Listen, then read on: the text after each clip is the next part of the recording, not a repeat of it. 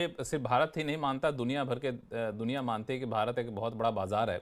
यही वजह कोई यहाँ पे हर कोई एक बहुत ही पॉजिटिव निगाह से देखता है। अनुराग सिंह साहब, ये जो गौरांग शाह जी जो फैक्टर बता रहे थे, कह सकते हैं कि आने वाले दिनों में जो आशा रखने के लिए, उम्मीद के लिए, वो फैक्टर आपको कितना मजबूत दिख रहा है बाजार को सहारा देने के लिए?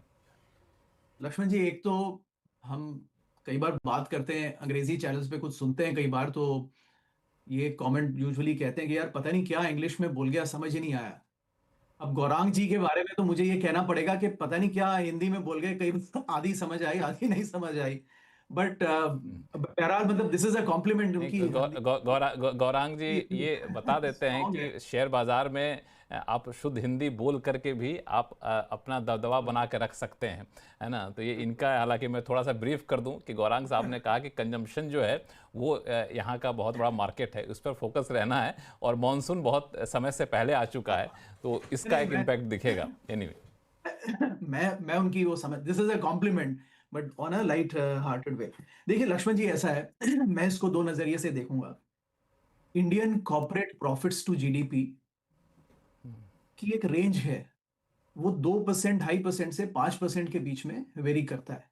तो पिछली पीक और करीब 2008 में आई थी, जब वो वापस से 5.2% पे आया था। उसके बाद एक एब्जॉर्प्शन पीरियड आया था 10 साल का, जिसमें उसने वो 5.2 से वापस डाउनवर्ड जर्नी टिल 2019 करीब 2.5% की कवर की, और उसके बाद वापस से अब हम 5% पे पीक कर गए हैं। इसके बाद एब्जॉर्प्शन पीरियड आना ही है, राइट? क्योंकि ये इकोनॉमी में चीजें सिक्लिकल होती हैं, इकोनॉमी का एक, इसको बोलते हैं नेचुरल रेट ऑफ ग्रोथ, वो हिट करता है। और कई बार सारे सेक्टर्स एक साथ स्पाइक कर जाते हैं, तो एक हमें कॉर्पोरेट अर्निंग्स में स्पाइक आ जाता है, लेकिन उसके बाद हर सेक्टर में फिर डिफिकल्टीज आती है इवेंचुअली। तो आई थिंक हमें इसके साथ चलना, मैं इसमें सरप्राइज नहीं हूं। एडिशनली आई थिंक इसके साथ दो और डेटाज मैं बड़े केयरफुली ट्रैक करता हूं। वन आपको इज बीच में थोड़ा सा टू रोक दूं मैं, व्हीलर। बीच में अनुराग जी रुकना चाहूंगा आपको। थोड़ा सा स्कोर एक्सप्लेन करिए, जो आपने कहा कॉर्पोरेट अर्निंग और प्रॉफिट, इसके बीच के रेशियो की बात आप कर रहे हैं, क्या कर रहे थे? कॉर्पोरेट प्रॉफिट्स टू जीडीपी, अच्छा, भारतीय कॉर्पोरेट कंपनीज प्रॉफिट टू, पूरी, हाँ। पूरा जो कॉर्पोरेट प्रॉफिट्स कमाती हैं और देश का जो जीडीपी, उसका एक रेशो की जो रेंज है इंडिया की, वो 2.5 से 5 के बीच में ही फ्लक्चुएट करता है। आप पिछला 2.5 से 5% का मतलब क्या हुआ? कि मतलब जितना कॉर्पोरेट प्रॉफिट करते हैं और जो जीडीपी होता है उसके मतलब मुकाबले पाँच जीडीपी, परसेंट प्रॉफिट होता है। जीडीपी 4 ट्रिलियन का है, तो कॉर्पोरेट प्रॉफिट उसका 5% लगा लीजिए, तो करीब अच्छा, 400 200 बिलियन हो जाएगा करीब, अच्छा। राइट? इस तरह से काम चलता है वो। तो जब पाँच तो परसेंट पे जाता है तो उसके बाद वो सेचुरेशन माना जाता है आपके हिसाब से? फिर वो सेचुरेशन होता है, और फिर उसके बाद पुरानी हिस्ट्री यही कहती है। तो उम्मीद, अच्छा। और देखिए उसके रीजंस होते हैं। अभी देखिए, अभी प्रॉफिट्स वापस से 5% पे क्यों गए? आपकी गवर्नमेंट ने केपेक्स बढ़ाया, चाहे डेफिसिट स्पेंडिंग की, लेकिन वो 3 लाख करोड़ का अमाउंट जो है वो 12 लाख करोड़ पर आ गया। तो अल्टीमेटली वो भी स्पेंडिंग तो गवर्नमेंट से निकल के लोगों के पास ही आएगी, फिर कंपनीज के पास में स्पेंडिंग होगी। तो कुल मिला के ये चीजें आती हैं। सेकंड, आपका बैंक्स का एनपीए पिछले पूरे 2011 से 20 की डेकेड में बैंक स्ट्रगल कर रहे थे, बिकॉज सारे एनपीएस राइट ऑफ करने थे उनको पिछले 10 साल के। वो राइट ऑफ हो गए, बैलेंस शीट क्लीन हो गई, banks were ready to grow. Consumer के पास में भी नई स्पेंडिंग आई, right, because of government stimulus everything. So global rally थी, राइट? इसके बाद थोड़ा एब्जॉर्प्शन पीरियड देखिए थोड़ा बनता भी है, उसके बाद फिर economy will get back to the normal track. जो आपका 10% नॉमिनल ग्रोथ है जीडीपी का, कंपनीज उसी को रिफ्लेक्ट करेंगी। तो कुल मिला के कहानी वो 10% अर्निंग्स के पास में रहेगी। चौथा, आपने मार्केट में मल्टीपल्स काफी बढ़ गए कंपेयर टू 2019 अभी इस समय पर। तो अब मल्टीपल्स की गुंजाइश है नहीं। नॉमिनल जीडीपी अगर 10% ग्रो कर रहा है, तो अर्निंग्स की स्टोरी वहीं पे रहेगी कुल मिलाकर। इसीलिए मार्केट का रिटर्न मैं कहता हूं कि इस समय से, और हम इस पे बाद में चर्चा कर सकते हैं, बट ब्रॉडली अज्यूम कीजिए, मैंने एक हाइपोथेटिकल कैलकुलेशन किया था कि 2020 से 2040 के बीच में, सपोज 2040 के एंड में निफ्टी 96,000 जाता है, ओके, 96,000 निफ्टी, वो कितना बनता है?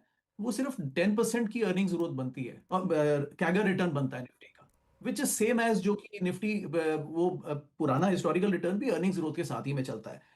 तो यहां से अगर निफ्टी दो 96,000 जाता है 2040 के एंड पे, तो इन्वेस्टर्स को 10% का रिटर्न बनेगा।